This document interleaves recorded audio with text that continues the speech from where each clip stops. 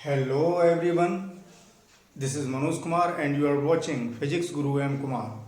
तो आज है अपना लेक्चर नंबर 15 और आज का टॉपिक है गॉस की प्रमेय के अनुप्रयोग, एप्लीकेशंस ऑफ गॉस थ्योरम। पिछले लेक्चर में हमने गॉस थ्योरम पढ़ी थी। अब आज हमें ये देखना है कि उस गॉस की प्रमेय से हम क्या क्या कर सकते हैं। तो देखिए, जैसे कूलाम का नियम था, कूलाम का नियम पॉइंट चार्ज के केस में अप्लाई करते थे और हमने जो वैद्युत क्षेत्र की तीव्रता निकाली थी वो कूलाम के नियम से बिंदु आवेश के कारण निकाली थी।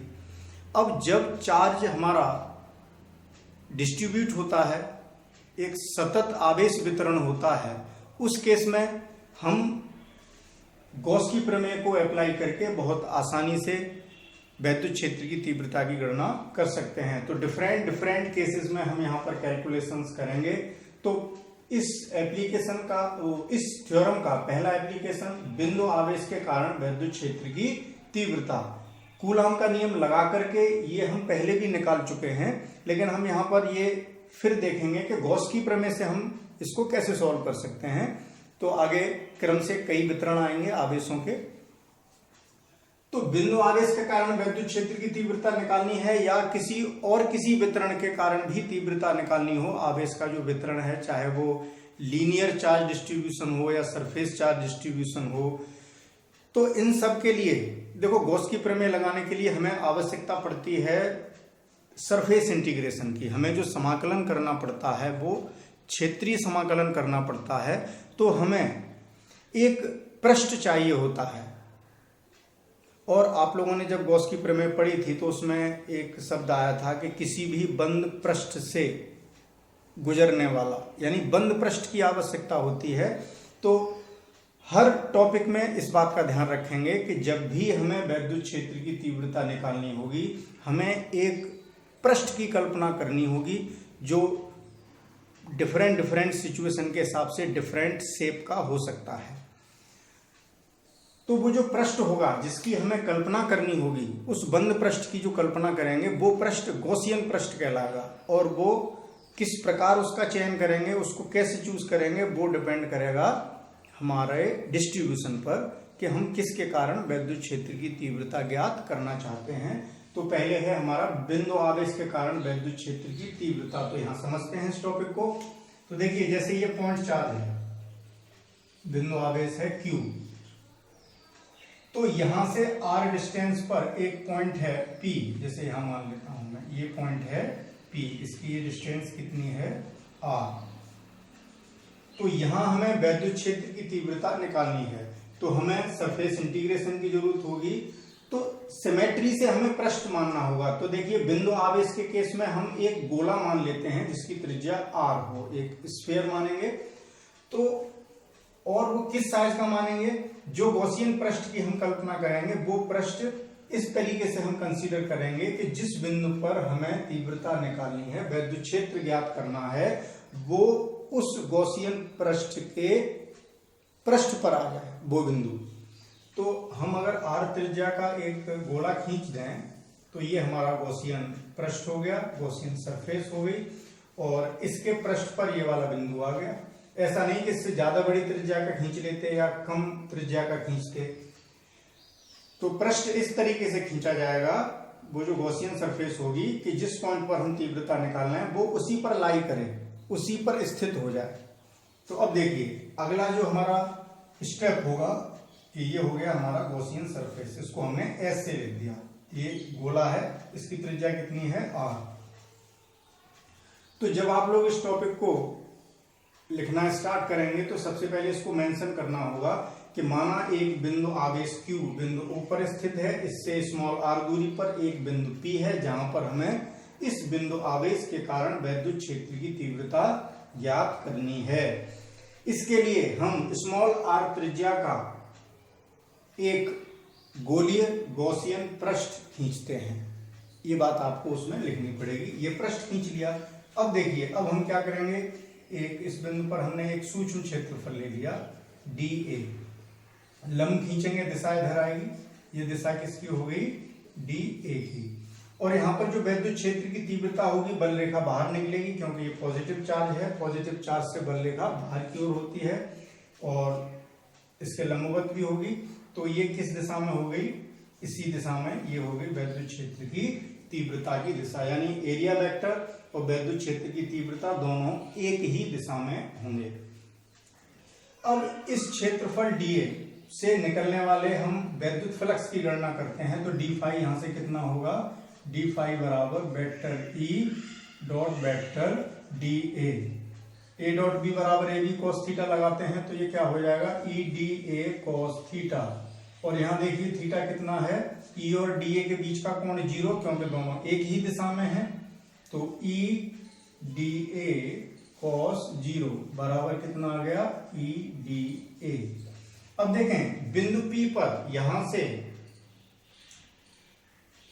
विद्युत क्षेत्र की तीव्रता हमें ज्ञात करनी है बिंदु P पर, तो क्षेत्रफल हमने dA लिया है।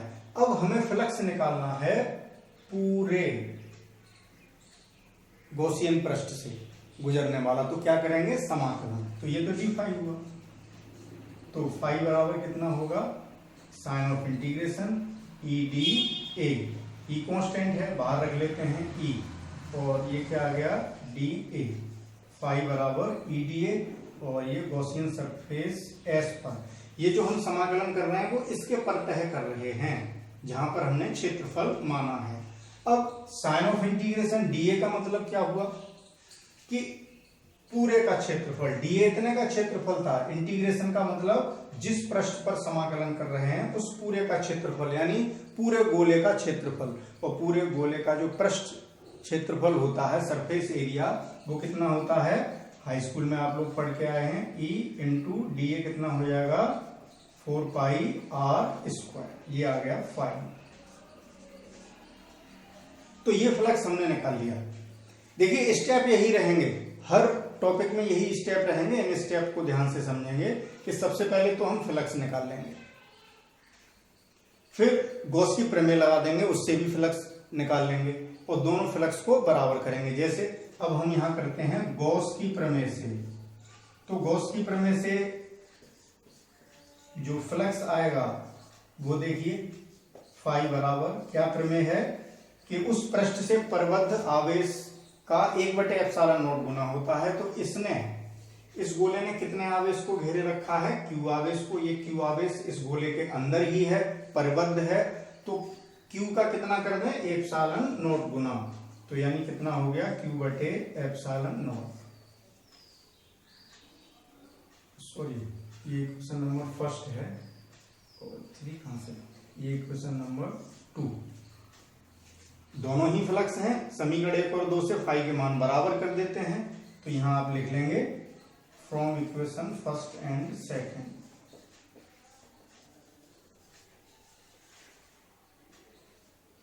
फ्रॉम इक्वेशन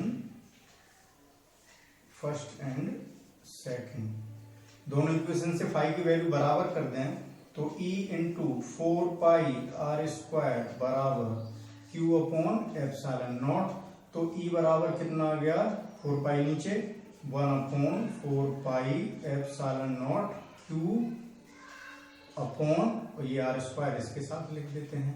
आप पीछे पढ़ चुके हैं, तीव्रता इतनी ही होती है, E बराबर 1/4 पाई ε0 Q/r²। बिंदु आवेश Q से r दूरी पर जो तीव्रता हमने पहले निकाल चुके हैं वो इतनी ही आई थी, तो गॉस की प्रमेय लगा करके भी हमने यहाँ निकाल ली।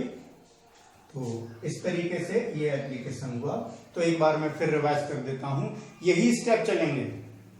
सबसे पहला काम क्या होगा हमारा, गॉसियन सरफेस की कल्पना करना, एक पृष्ठ, एक बंद पृष्ठ मानना होगा, जैसे हमने यहाँ गोला मान लिया।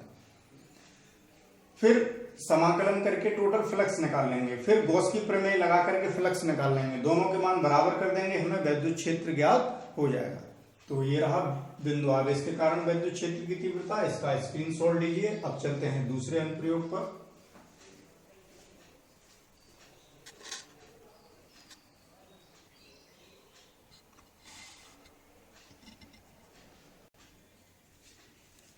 तो अब दूसरा एप्लीकेशन है अनंत लंबाई के एक समान आवेशित सीधे तार के निकट वैद्युत क्षेत्र। देखिए मैंने यहाँ वैद्युत क्षेत्र ही छोड़ दिया है, आप वैद्युत क्षेत्र की तीव्रता भी लिख सकते हैं, वो एक ही बात है। अंडरस्टूड है कि वैद्युत क्षेत्र निकाल रहे हैं तो वैद्युत क्षेत्र की तीव्रता ही निकाल रहे हैं, वो स्पेस की कमी से मैंने इतना छोड़ दिया और वैद्युत क्षेत्र भी लिख सकते हैं, उससे कंफ्यूज होने की कोई आवश्यकता नहीं है। इलेक्ट्रिक फील्ड या intensity of electric field near a uniformly charged straight wire of infinite length. तो देखिए अब हमारा आवेश वितरण कहां पर है, एक सीधा तार है जिसकी लंबाई इंफिनिटी है और उस पर चार्ज एक समान रूप से वितरित है, उसके कारण हमें वैद्युत क्षेत्र निकालना है। तो देखिए जैसे सपोज हमारे पास ये एक वायर है, लेंथ इसकी इनफाइनाइट है, तो हम यहां पर रेखीय आवेश घनत्व मान लेते हैं। ये पीछे पढ़ चुके हैं कि जब आवेश एक रेखा के रूप में वितरित होता है तो वहां हम रेखीय आवेश घनत्व यानी एकांक लंबाई पर कितना आवेश है, तो लीनियर चार्ज डेंसिटी यानी रेखीय आवेश घनत्व कितना है इस वायर का, लैम्डा। आप पिछले टॉपिक्स में देख सकते हैं, ये वहां समझा दिया है। तो इस वायर पर जो आवेश है उसका रेखीय आवेश घनत्व जो है लीनियर चार्ज डेंसिटी वो कितनी है, लैम्डा, यानी एकांक लंबाई पर इतना चार्ज है। अब टोटल चार्ज कितना उससे हमें कोई लेना देना नहीं है। तो अब क्या है कि इसके निकट जैसे आर डिस्टेंस पर हमें एक पॉइंट दिया है, यहां मान लीजिए पॉइंट P, यहां हमें वैद्युत क्षेत्र कैलकुलेट करना है। तो देखिए यहां भी सबसे पहला स्टेप हमारा क्या होगा, गॉसियन पृष्ठ की कल्पना करनी होगी।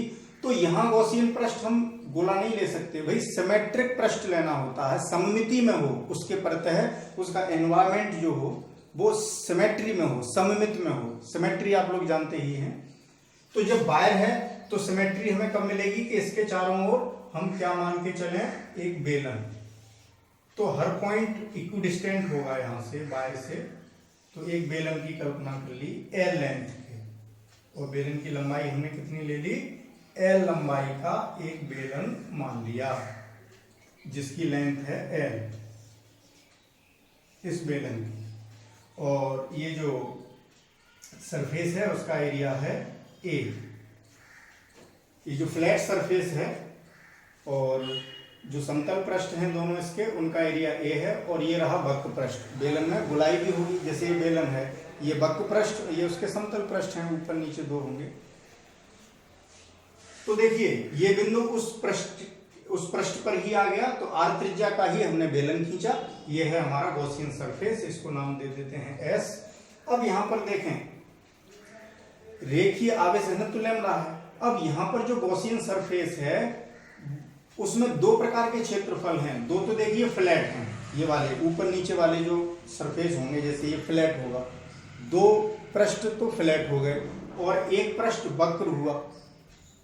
तो इसका रेखीय समाकलन हम जब करेंगे तो अलग अलग पृष्ठों पर हमें क्षेत्रफल मानने होंगे, क्योंकि अलग अलग हिसाब से वेक्टर आएंगे। जैसे हमने यहाँ पर एक सूक्ष्म क्षेत्रफल ले लिया, एक यहां ले लिया, एक यहां ले लिया,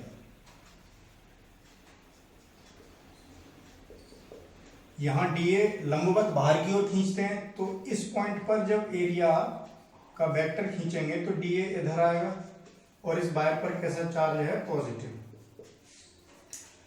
तो डीए इधर आएगा, तीव्रता भी इधर ही होगी, यहां धनावेश से बाहर की ओर होती हैं बल रेखाएं, तो ई की दिशा भी इधर ही होगी और वेक्टर डीए भी इधर ही होगा। ओके, ऐसे ही यहां तीव्रता इधर ही रहेगी, क्योंकि पॉजिटिव से बाहर की ओर ई इधर रहेगा। लेकिन अब जब एरिया वेक्टर खींचेंगे तो लंबवत होता है पृष्ठ के। अब ये पृष्ठ हमारा ये है तो इसके लंब ये हुआ, एक लंब ये भी हुआ, लेकिन वो अंदर की ओर हो जाएगा, उसको नहीं लेंगे। कौन सा डायरेक्शन चूज करते हैं, बाहर की ओर वाला। तो ये हमारा हो गया DA इस पृष्ठ के लिए। ऐसे इस पृष्ठ के लिए ई की डायरेक्शन तो यही रहेगी और एरिया हमारा बाहर की ओर लंबवत ये हो जाएगा। तो अब पहले फाई निकालते हैं। फ्लक्स कितना होता है, फ्लक्स फाई बराबर ई डॉट DA, पीछे पढ़ा चुके हैं। और इसका क्या, रेखीय समाकलन। बंद पृष्ठ है ये, तो बंद समाकलन कहां पर, S पर। अब चूंकि यहां पर पृष्ठ दो तरीके के हैं, एक वक्र पृष्ठ है और प्लेन सरफेस भी है, समतल पृष्ठ भी है, तो इसलिए इसको तोड़ना पड़ेगा हमें। तो देखें इस वाले समतल पृष्ठ को मैं नाम दे देता हूं S1, इसको दे देता हूं S2 और इस वक्र पृष्ठ को नाम दे देता हूं S3। ये जो वक्र पृष्ठ है, तो इसको 3 टुकड़ों में तोड़ लेते हैं। जब 3 टुकड़ों में इस इंटीग्रेशन को तोड़ा, यानी S1 में और S2 में और S3 में, E डॉट डी ए तीनों में आएगा। अब यहां बंद नहीं लगाएंगे क्योंकि अब तो इसके टुकड़े हो चुके। E dot D A and E dot D ए। यहां तक भाई कोई समस्या नहीं आनी चाहिए। देखें, समाकलन को हमने स्प्लिट कर लिया है। फ्लक्स का हमारे पास ये फॉर्मूला है, पीछे पढ़ चुके हैं। तो पूरा पृष्ठ एक सा न होने के कारण हमने उसको स्प्लिट कर लिया। अब डिफरेंट सरफेसेस पर इनकी सिचुएशन देखते हैं। तो S1 पर चलिए, अब यानी फाई बराबर चल रहा है। S1 की बात करते हैं। S1 E dot D A dot B बराबर ए बी कॉस थीटा होता है। तो E D A cos theta. तो S1 पर देखिए थीटा कितना है, यानी S1 हमारा ये रहा। थीटा किसके बीच का कोण? E और DA के बीच का। E और DA के बीच का ये कोण आपको दिखाई दे रहा है क्लियरली 90 अंश है। तो क्या आएगा यहाँ? E DA cos 90 plus S2 पर चलिए, S2 पर E DA cos 90, क्योंकि ये एंगल भी कितना हुआ? 90 हुआ। तो E DA cos 90 plus S3 पर देखिए E और DA एक ही डायरेक्शन में है, तो E DA cos 0 और cos 0 की वैल्यू 1 और cos 90 की वैल्यू 0, तो ये दोनों 0 हो गए, केवल ये बचा। यानी फ्लक्स का कंट्रीब्यूशन केवल S3 सरफेस से ही रहा, इनसे 0 हो गया।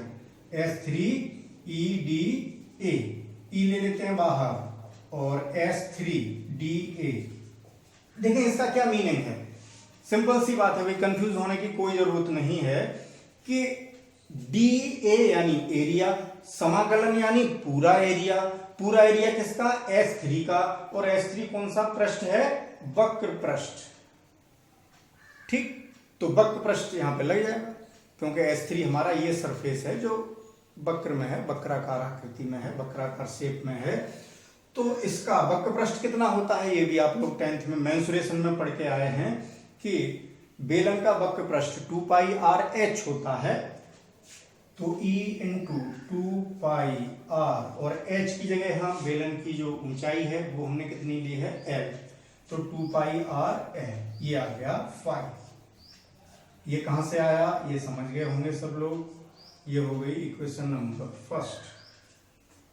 अब गॉस की प्रमेय लगाएंगे। तो गॉस की प्रमेय लगाने से पहले हमें आवश्यकता होगी कि उस बंद पृष्ठ से कितना आवेश घिरा हुआ है। तो देखें, एकांक लंबाई पर आवेश है हमारे पास lambda.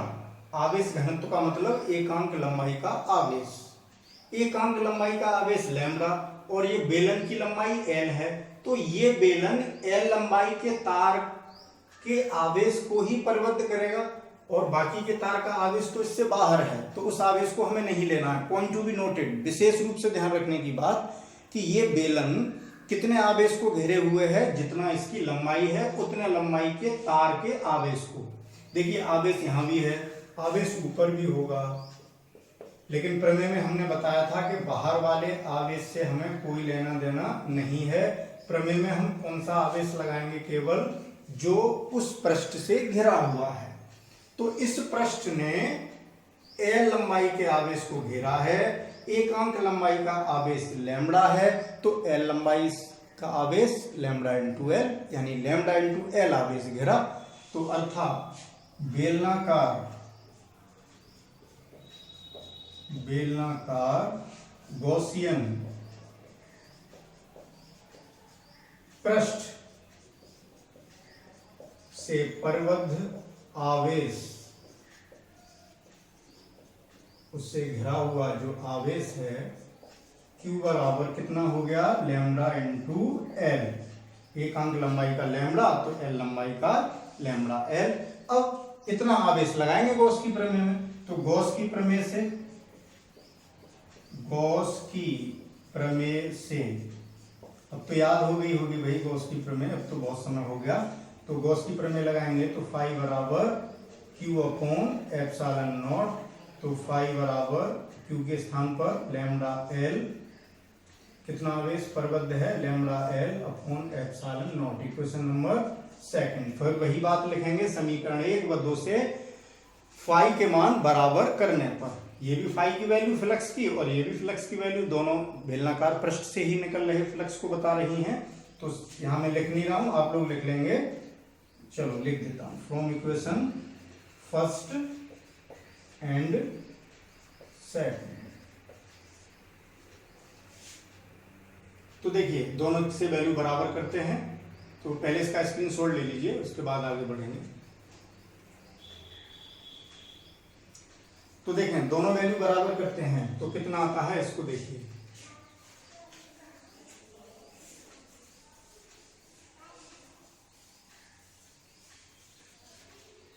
E into 2 pi R L, E into 2 pi R L बराबर lambda L upon epsilon naught. यहां से देखिए E equals to 1 upon 2 pi epsilon naught के साथ लिख लेते हैं, 2 pi epsilon not.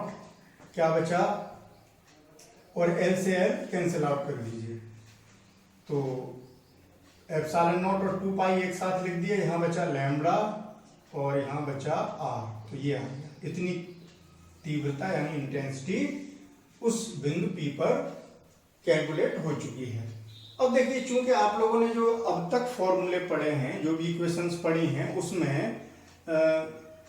1/4 pi epsilon naught के टर्म्स में पढ़ी हैं, तो यहाँ कंफ्यूजन न हो इसलिए हम एक काम करते हैं कि उसी फॉर्म में इसको कन्वर्ट कर लेते हैं।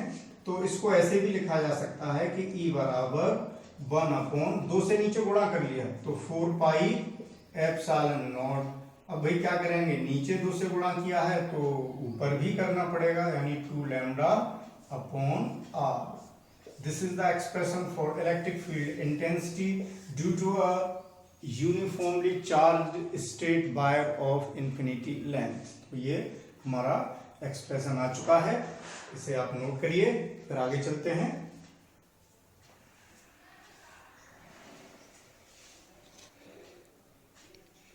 तो देखिए अगला एप्लीकेशन है अनंत विस्तार की एक समान आवेशित समतल चादर के निकट वैद्युत क्षेत्र। अब हमारे पास समतल चादर है, उससे कितना क्षेत्र उत्पन्न होगा उसकी गणना करनी है।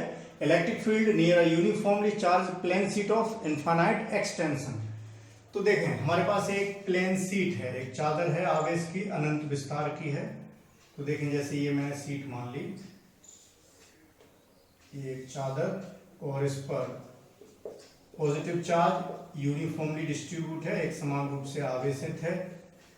तो देखें चादर के केस में यानी अब ये आवेश पृष्ठ पर वितरित है, तो अब हम यहां पर क्या मान के चलेंगे, पृष्ठ आवेश घनत्व। इस चादर पर जो आवेश है उसका पृष्ठ आवेश घनत्व, पृष्ठ आवेश घनत्व आपने इसका नोट्स बना लिया है, पीछे पढ़ सकते हैं इसकी डिटेल, वहां समझा चुके हैं कि पृष्ठ आवेश घनत्व का मतलब क्या है, एकांक क्षेत्रफल का आवेश, जिसको किससे लिखते हैं, सिग्मा से।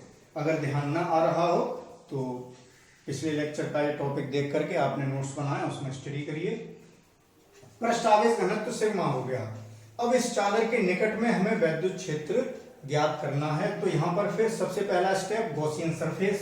तो गॉसियन सरफेस यहां हम क्या मान लेंगे, एक बेलन जो इसमें से गुजर रहा है, से यहां से इसमें से पास होता हुआ एक बेलन है, जिसका जो क्रॉस सेक्शनल एरिया है, अनुप्रस्थ काट का क्षेत्रफल यानी ये एरिया वो कितना है, A। ये जो इसका एरिया है, ये वाला एरिया, A एरिया का, A अनुप्रस्थ काट के क्षेत्रफल का एक बेलन ले लिया, ये इसमें से पास आउट हो रहा है यानी ऐसे, आर पार है इसके, इसमें से गुजर के जा रहा है, जैसे यहां डॉट डॉट भी दिखा सकते हो। तो यहां इस बेलनाकार पृष्ठ को क्या नाम दे देते हैं, S। अब हमें यहां तीव्रता निकालनी है पॉइंट P पर। तो यहाँ एक सूक्ष्म क्षेत्रफल, जब गॉसियन सरफेस हमने मान ली तो अब सबसे पहले फ्लक्स की गणना करेंगे।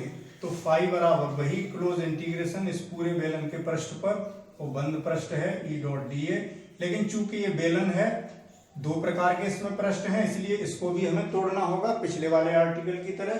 तो इसको मैं S1 मान लेता हूं, इस क्षेत्रफल को S2, और ये जो वक्र पृष्ठ है इस वक्र पृष्ठ को हमने क्या नाम दे दिया, S3। S पूरे बेलन को मान लिया। तो देखें S2 पर जो क्षेत्रफल होगा लंबवत बाहर की ओर दिशा इधर ही होगी, DA। यहां पर तीव्रता देखेंगे धनावेश है, धनावेश से रेखाएं बाहर की ओर होंगी, तो तीव्रता किधर हो गई, इसी दिशा में बाहर की ओर, और क्षेत्रफल भी लंबवत बाहर की ओर है, तो दोनों एक ही दिशा में हो गए। यहां पर देखिए, यहां तीव्रता देखेंगे धनावेश यहां है, तो इससे भी बल रेखा बाहर की ओर, तो E इधर आएगा, और यहाँ क्षेत्रफल इस तल के लंबवत खींचेंगे वो भी इधर ही आएगा, ये DA हो गया। यानी क्षेत्रफल और E एक ही दिशा में हो गया। यहाँ भी, यहाँ पर तीव्रता देखेंगे तो यहाँ भी तीव्रता इधर ही आएगी E, लेकिन क्षेत्रफल यहाँ लंबवत ऐसे आएगा, तो 90 का कोण बन गया दोनों के बीच, DA ये रहा। तो इसको 3 उसमें स्प्लिट करते हैं, S1 E dot DA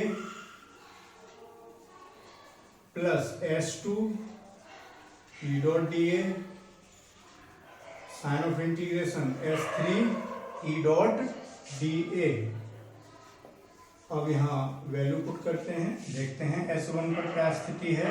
EDA, E और DA का बीच का कोण S1 पर देखिए 0 है, दोनों एक ही दिशा में है, तो EDA cos 0 प्लस S2 पर देखिए यहाँ भी 0 है, EDA cos 0, EDA cos 0 plus यहाँ पर S3 पर देखें 90 है, इधर DA इधर, तो EDA cos 90 है, और cos 90 की वैल्यू 0, तो ये 0 हो गया, इसकी वैल्यू 1, तो EDA, ये सॉरी S2 और लिख दें, EDA और EDA आ गया, और S1 S2 दोनों के एरिया हमारे पास A ही हैं, तो देखें E S1 DA plus E बाहर, DA अंदर रह गया, cos 0 तो 1 है ही, S2 S1 DA का मतलब कि S1 जो क्षेत्रफल है, ये अनुप्रस्थ काट का क्षेत्रफल, वो हमने A माना है, पूरे बेलन का A ही होगा, कहीं भी क्रॉस सेक्शन देखेंगे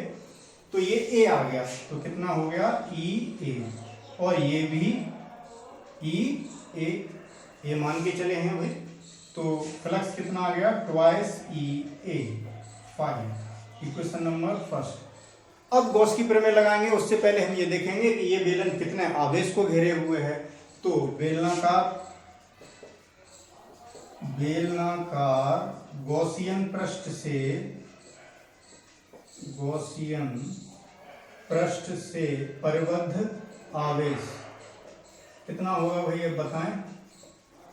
परिबद्ध आवेश जो है Q बराबर, क्योंकि एकांक क्षेत्रफल का आवेश सिग्मा है, ये ए क्षेत्रफल के आवेश को घेरेगा, क्योंकि इतना क्षेत्रफल घेरा हुआ है, क्योंकि अब आवेश क्षेत्रफल पर है, तो इतने क्षेत्रफल का आवेश सिग्मा इंटू ए, तो कितना हो गया सिग्मा इंटू ए। तो गॉस की प्रमेय से क्या होगा, फाई बराबर Q अपॉन एप्सिलॉन नॉट, और Q के स्थान पर कितना लिखेंगे, sigma A upon epsilon not, equation number second. अब समीकरण 1 व 2 से अब फाई के मान बराबर करेंगे तो क्या हो जाएगा, ट्वाइस EA बराबर सिग्मा ए बटे एप्सिलॉन नॉट, एरिया से एरिया कैंसिल आउट, E बराबर कितना आ गया, मैं यहाँ लिखता हूँ, E बराबर आ गया सिग्मा अपॉन 2 एप्सिलॉन नॉट। तो ये वैद्युत क्षेत्र आया कहां पर, अनंत विस्तार की एक समान आवेशित समतल चादर के निकट, पास में वैद्युत क्षेत्र इतना होगा, सिग्मा अपॉन 2 एप्सिलॉन नॉट। एक परावैद्युत माध्यम में रखी होती है जिसका परावैद्युतांक K है, तो तीव्रता कितनी हो जाती, K, और ऐड हो जाएगा एप्सिलॉन नॉट के साथ, E बराबर sigma upon 2 epsilon not K। इस बात का और ध्यान रखेंगे, वायु या निर्वात में है तो इतना होगा। अब देखिए आगे चलते हैं, अगर हमारे पास 2 चादर होती तब तीव्रता कितनी होती, तो अब हम यही करेक्शन कर लेते हैं। अब यहाँ गॉस की थ्योरम नहीं लगाएंगे, 1 से हमने निकाल लिया है, तो अनंत विस्तार की एक समान आवेशित, अब कितनी है मैं यही कर देता हूं, 2 समतल चादर होती, 2 समतल चादरों के निकट वैद्युत क्षेत्र। अब क्या करेंगे, अब हमारे पास शीट हैं 2। अब वो दोनों आप कैसी भी ले सकते हैं, दोनों पॉजिटिव पॉजिटिव चार्ज हैं या एक पॉजिटिव है एक नेगेटिव है, उस केस से आप यहाँ पर अगला हेडिंग है ये इसको निकाल सकते हैं। तो देखिए देखते हैं यहाँ पर, जैसे अब हम एक सिंपली फिगर बना लेते हैं। एक चादर जैसे ये है और एक चादर ये है। अब मान लीजिए इसको हमने पॉजिटिवली चार्ज माना है, ये धनावेशित है और ये ऋणावेशित है। इसका पृष्ठावेश घनत्व सिग्मा है और इसका प्लस सिग्मा, इसका माइनस सिग्मा है। तो अब कितना वैद्युत क्षेत्र होगा, तो 3 जगह निकाल सकते हैं, एक इस साइड में, एक इस साइड में और एक बीच में। तो देखें जब निकट में देख रहे हैं तो यहां दूरी का कोई टर्म नहीं आ रहा है, तो इसके आसपास हर जगह तीव्रता समान होगी, क्योंकि दूरी पर निर्भर नहीं कर रही, क्योंकि चादर अनंत विस्तार की है।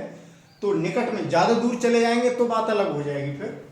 तो देखें इसके निकट ये पॉइंट हमने मान लिया जैसे P, और इस पॉइंट को Q और इस पॉइंट को मैंने मान लिया R। तो पहले P पॉइंट की बात करते हैं, एट पॉइंट P। ये रिजल्ट इन्हीं से प्राप्त होंगे। अब यहाँ गॉस की प्रमेय नहीं लगा रहे हैं, तो ये लोग आप जैसे चाहें वैसे कर सकते हैं। अलग अलग पृष्ठावेश घनत्व भी मान सकते थे। इसका सिग्मा A मान लिया, इसका सिग्मा B मान लिया, इसको प्लेट A मान लेते, इसको B मान लेते। तो ये कई सारे टॉपिक्स बन जाएंगे, वो अपने आप कर सकते हैं। तो पहले यहाँ देखिए, देखें इस चादर से जो तीव्रता होगी ये धनावेश है, यहाँ धनावेश मानेंगे, प्रतिकर्षित होगा। तो इस प्लेट A से जो तीव्रता आएगी EA इधर आएगी, और माइनस वाली से, माइनस से यहां धनावेश होता तो आकर्षित करता, तो EB इधर आएगा।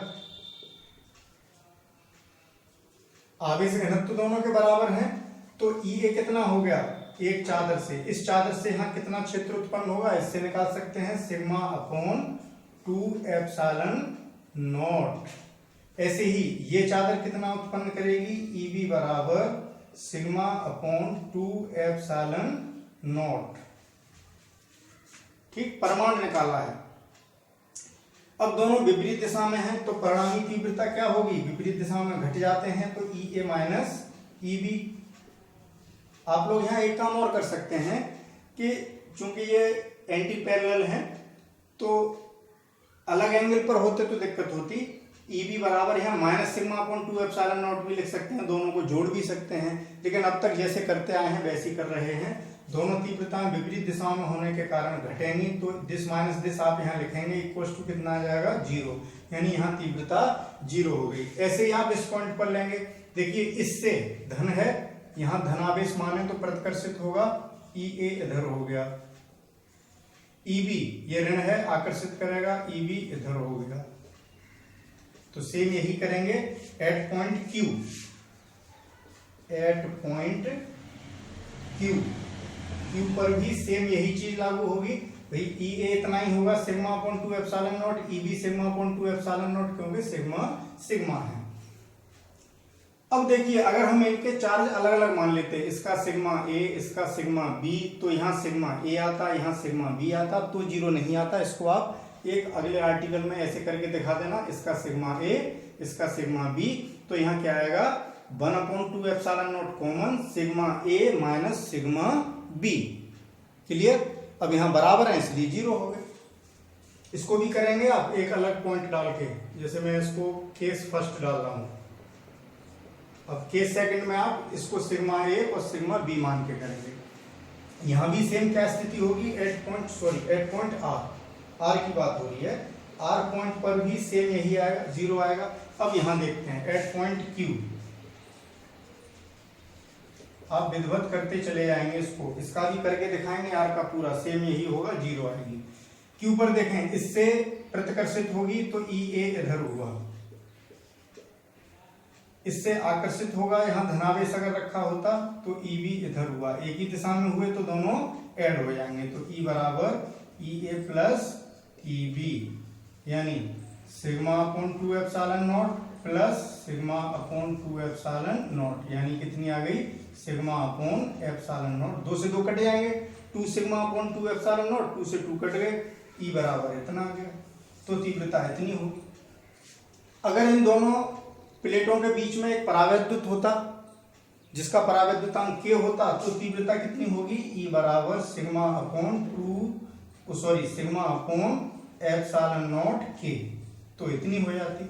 आप इनको विधिवत लिखते चले जाएंगे, ये वायु या निर्वात के केस में, फिर अगली लाइन बढ़ाएंगे। यदि दोनों प्लेट के बीच एक परावैद्युत माध्यम रखा है जिसका परावैद्युतांक K है, तो दोनों प्लेटों के मध्य किसी भी बिंदु पर वैद्युत क्षेत्र की तीव्रता E बराबर sigma upon epsilon not K, तो इतना हो गया। तो ये तीनों पॉइंट पर आ गया। देखिए इस साइड में 0, यहाँ भी 0, बीच में इतना आ गया सिग्मा अपॉन एप्सिलॉन नॉट या sigma upon epsilon not K। ये दो चादरों के कारण हुआ। ठीक, आप एक अगला केस सेकंड करेंगे। केस सेकंड में आप क्या करेंगे, अब यहाँ सिग्मा A मानेंगे, यहाँ सिग्मा B मानेंगे, तो यहाँ तीव्रता sigma A minus sigma B upon 2 epsilon not आएगी। और यहाँ कितनी आएगी, 1/2 epsilon not common, sigma A plus sigma B हो जाएगा, वो कोई दिक्कत नहीं है। एक केस आप ऐसा नहीं बना सकते हैं, केस थर्ड आप ऐसा बनाएंगे, दोनों पॉजिटिव पॉजिटिव ले लेंगे, फिर यहाँ निकालेंगे, यहाँ निकालेंगे, यहाँ निकालेंगे, क्योंकि ये कोई अब अलग टॉपिक नहीं हुआ, बिल्कुल इसी से रिलेटेड है। तीव्रता जिस बिंदु पर निकालनी है उसी हिसाब से आप यही वैल्यू रखेंगे। सिग्मा अपॉन 2 एप्सिलॉन नॉट एक ही दिशा में है तो जुड़ जाएंगी, विपरीत दिशा में है तो घट जाएंगी। ये रहा दो चादरों के कारण। तो 3 केस आप बनाएंगे, तीनों केस ध्यान है, एक में दोनों पॉजिटिव पॉजिटिव ले लेंगे, चौथा भी बना सकते हैं, दोनों नेगेटिव नेगेटिव ले लिए, तीनों पॉइंट्स पर निकालेंगे। तो इस काम को करेंगे, ये आपका होमवर्क है। कोई दिक्कत आती है, समस्या आती है तो आप मुझसे पूछ सकते हैं, कमेंट बॉक्स में जाके अपनी प्रॉब्लम डाल सकते हैं। तो केस थर्ड देखिए, केस फर्स्ट ये हुआ, केस सेकंड में दोनों अलग अलग चार्ज इंटेंसिटी के, तो आप जैसे चाहें उसको कर सकते हैं, कई केस बना सकते हैं इसमें, लेकिन विशेष बात ये आपको ध्यान रखनी है। अब अगले टॉपिक पर चलते हैं कि ये चादर जो अब तक हमने पढ़ा ये अचालक थी, कुछ नहीं लिखा था, अंडरस्टूड था, ये अचालक थी। अगर यही चादर चालक होती, कंडक्टर की होती, तब क्या होता? तो इसका स्क्रीनशॉट लीजिए पहले। अब हम क्या करते हैं, अगला टॉपिक है, अब अगर एक ही चादर होती, अब दो चादर नहीं है, चादर एक ही है, लेकिन अब कैसी है, चालक। तो यहां क्या कर देते हैं, अनंत विस्तार की एक समान आवेशित समतल, यहां बढ़ा देंगे, चालक कंडक्टर की बनी हुई है, धातु की बनी हुई है, के निकट वैद्युत क्षेत्र, electric field near a uniformly charged conducting plane sheet, कैसी है, कंडक्टिंग। ये आपका अगला आर्टिकल है। तब क्या होगा, तो देखें, अगर चादर हमारी ये है, उसका हम फ्रंट व्यू देख लेते हैं। वैसे तो चादर ये है इस तरीके से, ये चादर है इस तरीके से, आप कंफ्यूज ना हो इसलिए।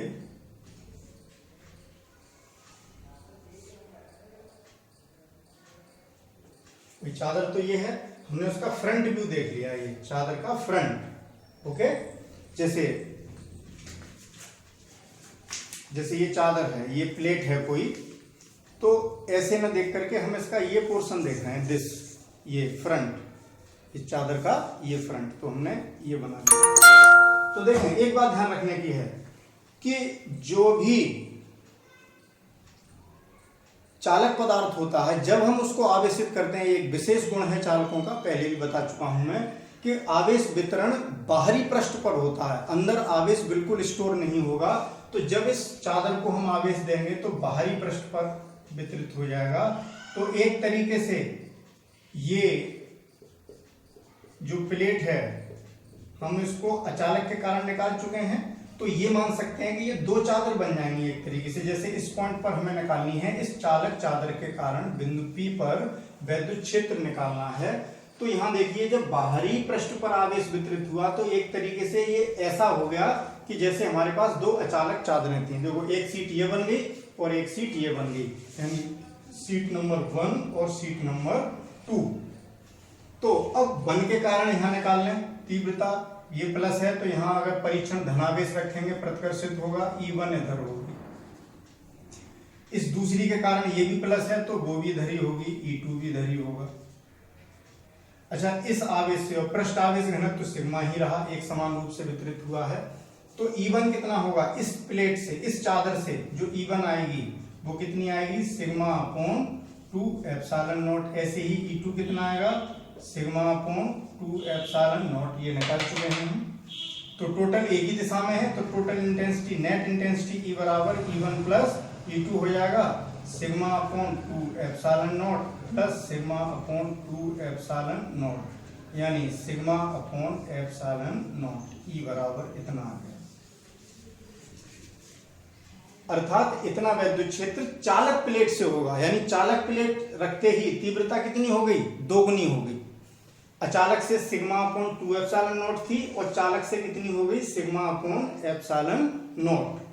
तो यहाँ यही बात ध्यान रखने की है कि अगर चालक है चादर तो तीव्रता अचालक की तुलना में दुगुनी होगी, यानी सिग्मा अपॉन एप्सिलॉन नॉट। अगर ये परावैद्युत माध्यम में रखी होती तो वैद्युत क्षेत्र कितना हो जाता है, E बराबर सिग्मा अपॉन एप्सिलॉन नॉट के हो जाता। ये एक समतल चालक के कारण है, तो दोनों में विशेष रूप से ध्यान रखना। अचालक चादर, अगर कुछ नहीं लिखा है, ये लिखा है कि चादर से तीव्रता निकालिए तो वो है अचालक से निकालनी है, और चालक से निकालनी होगी तो वहां पर चालक मेंशन किया होगा।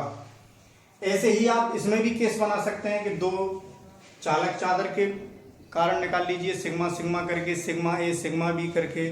तो ये आपका गृह कार्य है। मैंने ये दोनों टॉपिक बता दिए। अगर हमारे पास कंडक्टिंग प्लेन शीट है तब कितना होगा, और नॉन कंडक्टिंग है तब कितना होगा। तो ये आज के लेक्चर में केवल इतना ही। हमारे ये एप्लीकेशंस थे गॉस की प्रमेय के, लेकिन अभी समाप्त नहीं हुए हैं। अभी और भी एप्लीकेशंस हैं, अगले लेक्चर में करेंगे। तो अगले लेक्चर में हम देखेंगे एक स्फेरिकल चार्ज डिस्ट्रीब्यूशन से अगर गोले पर आवेश वितरित है तो वैद्युत क्षेत्र कितना होता है। तो गोलीय आवेश वितरण के कारण वैद्युत क्षेत्र अगले लेक्चर में। तो चैनल पर बने रहिए और आनंद लीजिए। Thank you for watching.